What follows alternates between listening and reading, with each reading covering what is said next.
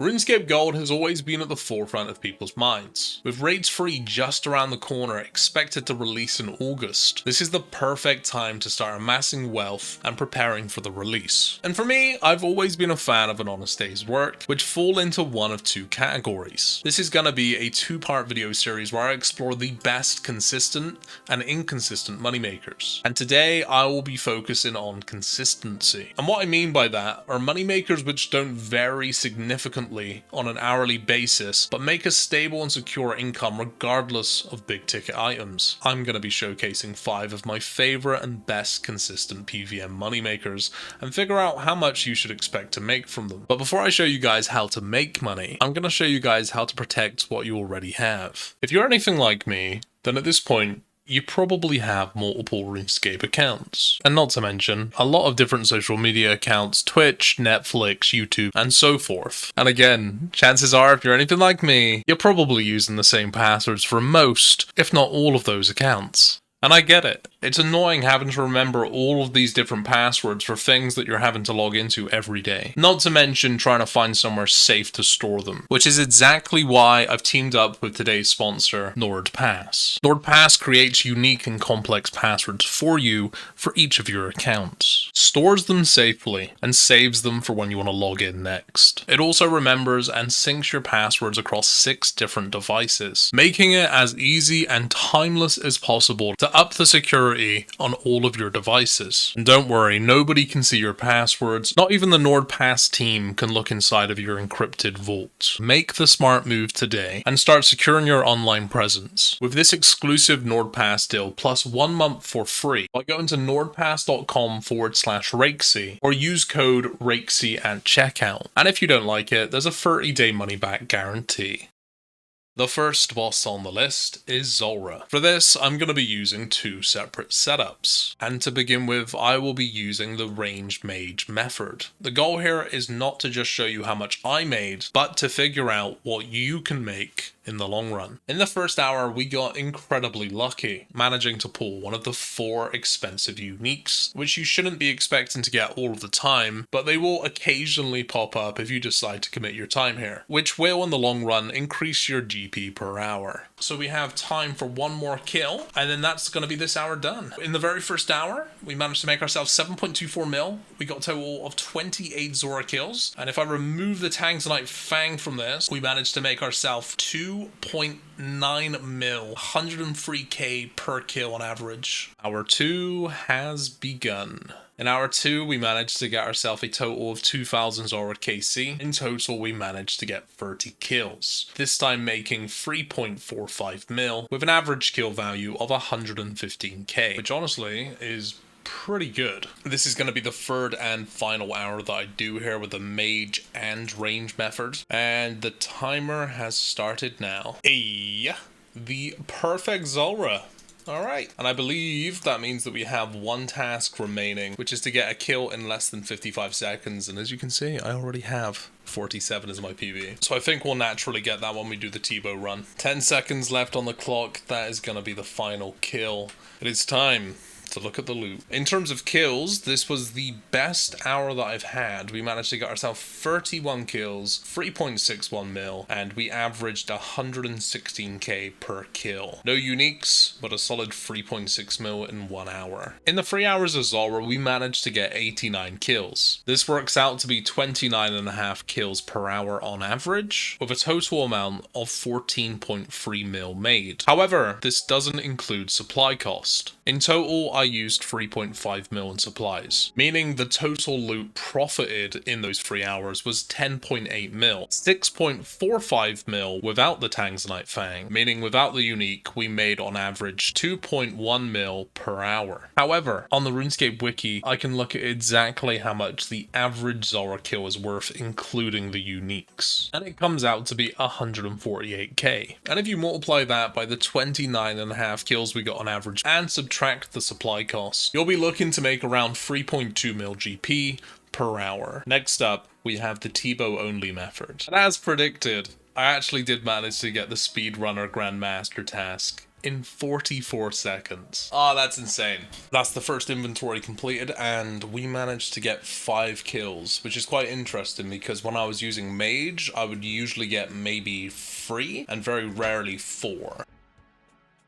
What's going on with my RNG? Oh my god. Second Tanzanite Fang in 2, maybe 3 hours? The first hour with the T-bow only up. With the Tanzanite Fang, we made 7.44 mil, and without, we made 3.9 mil. And I ended up doing 1 more hour just for good measure. In the second hour, we managed to get ourselves another 28 kills, but this time we profited 3.42 mil. Both of these methods have a very similar amount of kills per hour. The main difference between the T-bow only mode versus the mage and range setup, the supply cost is significantly less. In the first 3 hours of using mage and range, on average we used over 1.1 mil in supplies per hour, whereas with the T-bow only method, I only use 600k per hour, which is the big difference between the two. With the T-bow only getting me on average 2 less kills per hour, you should still expect in the long run to be making an average of 3.5 mil. In my opinion, compared to other moneymakers that we have on this list, Zorra wouldn't be my first recommendation for purely money. If, however, you're going for collection logs, you're trying to get the pet, or you're just getting into mid to high tier PVM and you're here to learn some mechanics, you're going to make some okay money alongside that. Next up, one of my all-time favorites, the demonic gorillas. Demonics have been one of my favorite moneymakers for a long time, and it's because you make a really nice constant steady amount of GP, and then every now and then you'll get yourself a Zenite shard. With the Zenite only being a 1 in 300 drop, it's not what I would consider super rare, and it fetches a pretty penny. After the first hour of demonic gorillas, we managed to get a total of 73 kills, averaging 24k GP per kill, with an overall loot value of 1.77 mil. In the second hour, we managed to get a total of 75 kills, 23k per kill, making a grand total of 1.73 mil. At this point in the video, my Arclight only had 326 charges remaining, so I thought it'd be interesting to compare it to the Rapier, which is the second best in slot. Now in this hour, we did manage to see our very first unique, which just so happened to be Ballista Springs. Nothing too crazy, but we did manage to receive our first Zenite shard, which is currently sat at a very healthy 14.8 mil. And as you can imagine, this hour was off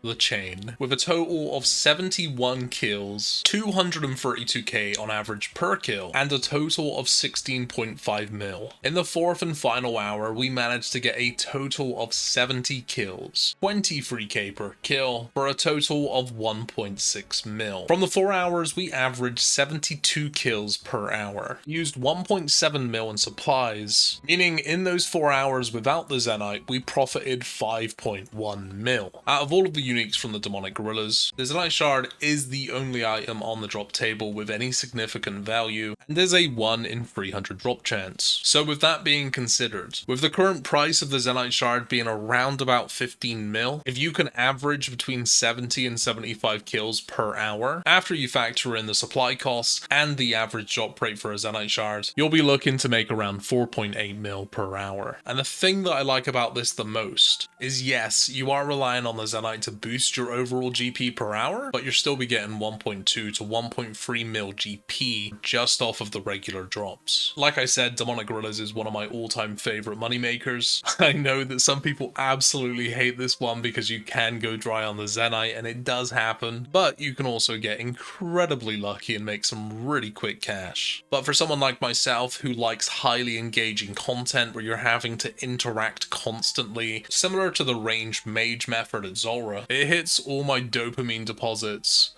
in the right way. Up next, we have Vorkath. For this, I decided that I would stick with the melee method, because I already had the gear, and as far as I'm aware, the range method is not only more expensive, but it's less kills per hour. Okay, I haven't killed this boss since they actually brought out the combat achievements, so I got a funny feeling we may be seeing a couple of those. That is just under 1 hour completed, a nice 900 KC, 4.5 mil in that hour.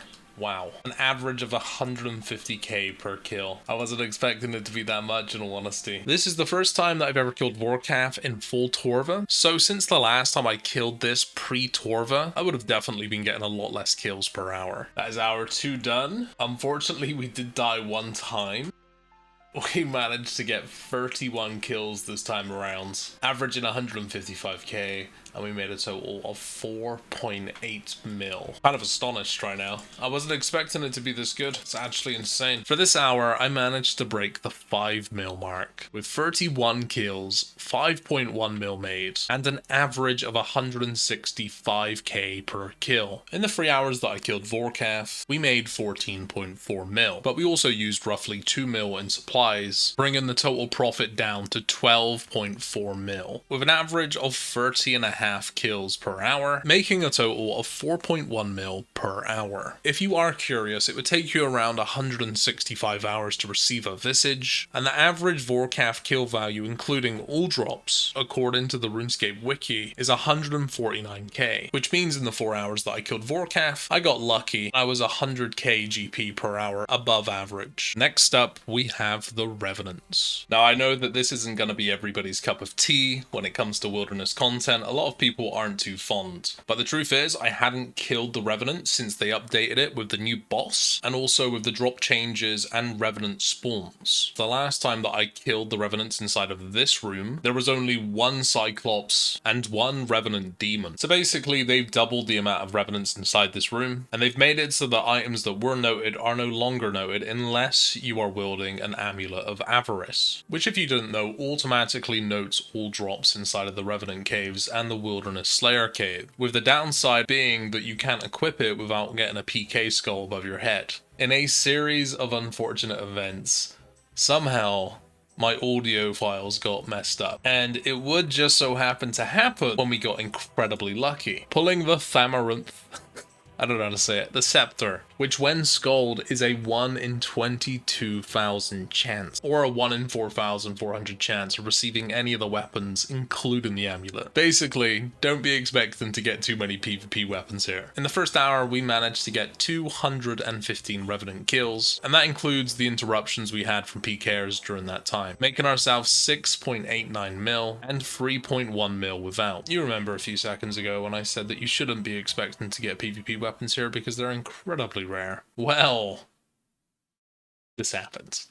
What the fuck is that RNG? So yeah, you guys probably don't want to hear any more of my mic recording at the time, but in the second hour we managed to kill ourselves a total of 233 Revenants, amassing 34.6 mil with the crossbow and 2.9 mil without. In the third hour, my RNG had ran dry. We didn't get any more PvP weapons, but we did manage to have our best base loot hour so far, with 233 kills, making a total of 4 mil. And as you can see, the RNG from the Revenant Demon was nuts. And in the fourth and final hour, we managed to get 212 kills, this time making 3.17 mil. In the 4 hours in total, we made 12.4 mil, averaging out at 3.1 mil per hour after supplies. With the 2 PvP weapons, 49 mil, which obviously I'm not going to include because it's just so unlikely. According to the wiki, the average kill, including all of the unique skulls, is 33.7k. In the 4 hours, we managed to get 893 kills in total, equaling out at 223 kills per hour. With that many kills per hour, in the long run, you'll be looking to make 7.5 mil per hour. It actually makes me really happy figuring out the math on this, to know that out of all of the moneymakers shown in the video so far, that this wilderness activity, on average, is 3.5 mil GP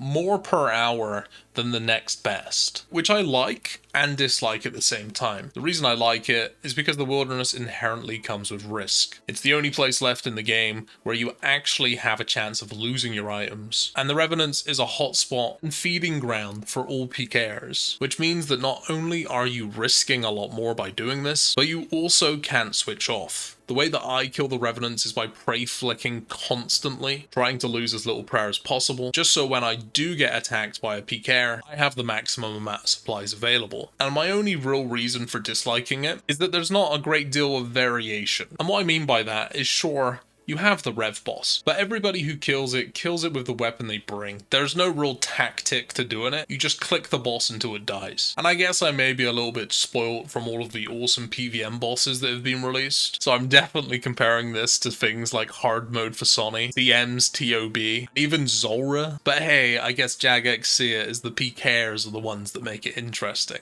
which is fair enough. And as a side note, this right here is exactly why you didn't see me killing this boss at all, and that was from an hour that we scrapped from the video.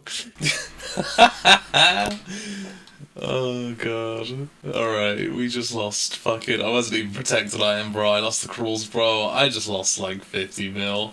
Oh my god. And as a bonus consistent moneymaker, I bring to you Last Man Standing. Again, probably not everybody's cup of tea, but for me personally, I'm an ex-retired washed-up PKer, and I do enjoy occasionally going to LMS and having some fun. And it may surprise some of you to find out that it's actually pretty good money. And the only reason that I have it as a bonus consistent moneymaker is because the level of skill to be able to consistently win is quite high. Now, most of the time, I just mess around in LMS and I don't take it too seriously. But for the sake of this video, I decided to go sweat mode. And in 2.5 hours of doing LMS, this right here was my only death, and kicked us out of the game with 30 points, which actually turned out to be pretty close to the maximum which you can get per hour. It took me a total of 2.5 hours to receive 76 points, which was the amount that I was aiming for, because at 75 you can buy yourself a rune pouch, which at the time of recording this video was the most profitable item, which I then sold for 6.9 mil. Now you might be thinking that 6.9 mil only works out to be 2.76 mil on average per hour, but the thing that you're missing, out of all of the moneymakers that we've done so far, LMS has the lowest requirements for entry at only 48 hours of game time and Runescape membership, which is ironic really, because out of all of the moneymakers that I've covered, it's also, in my opinion, the most difficult